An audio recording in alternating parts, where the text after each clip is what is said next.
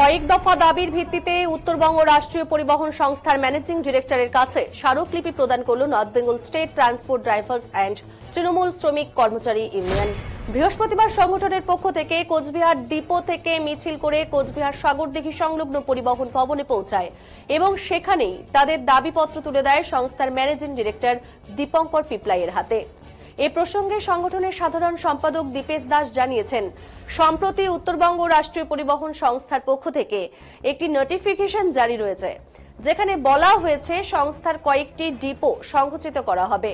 তারা এরই বিরুদ্ধে প্রতিবাদ জানানোর পাশাপাশি অন্যান্য পরিবহন সংস্থার মতো উত্তরবঙ্গ রাষ্ট্রীয় পরিবহন সংস্থাতেও রাজ্য সরকার প্রদত্ত 1091 নাম্বার চালু করা সহ আরও বেশ কয়েকটি দাবিতে স্মারকলিপি প্রদান করে এদিন।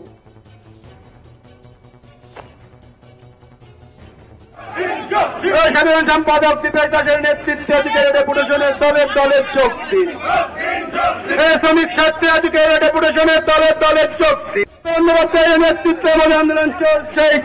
মূলত আমাদের যেটা দাবি, আপনারা শুনেছেন কিনা জানি না, কিছুদিন আগে একটা নোটিফিকেশন হয়েছিল যে আগামী 1 মার্চ থেকে এনবিএসটিসির 2-3টা ডিপো সংকোচন করা হবে, যেটা জনমানুষে একটা বিরূপ প্রতিক্রিয়া ফেলবে আগামী দিনে যদি এরকম হয়। আমার মানবিক সরকার যেখানে ভর্তুকি দিয়ে সরকারকে এই সংস্থাকে তুলে ধরার চেষ্টা করছে, সেখানে দাঁড়িয়ে কর্মী সংকোচনের অভাব দেখিয়ে সংস্থাকে মার্চ করে দেওয়া হয়, কোনো ডিপো যদি ছোট করে দেওয়া হয়, তাহলে সাধারণ মানুষের নাগরিক পরিষেবা তো ব্যাহত হবেই।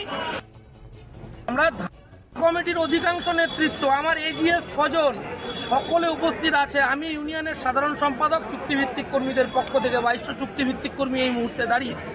আমি বলবো, কোনো একটা বিশেষ ডিভিশন, শিলিগুড়ি ডিভিশনে কিছু চেকিং পার্সন প্রতিনিয়ত ইউনিয়ন ভাঙার খেলায় নেমেছে। আমি বারবার বলছি, তাতে আধিকারিকদের কিছু অংশ প্রচ্ছন্ন মদত দিয়ে চলছে, হুমকি চলছে, থ্রেট চলছে যে ইউনিয়নের কর্মসূচিতে যাওয়া যাবে না। আমরা কি নকশালপন্থী আন্দোলনে নেমেছি?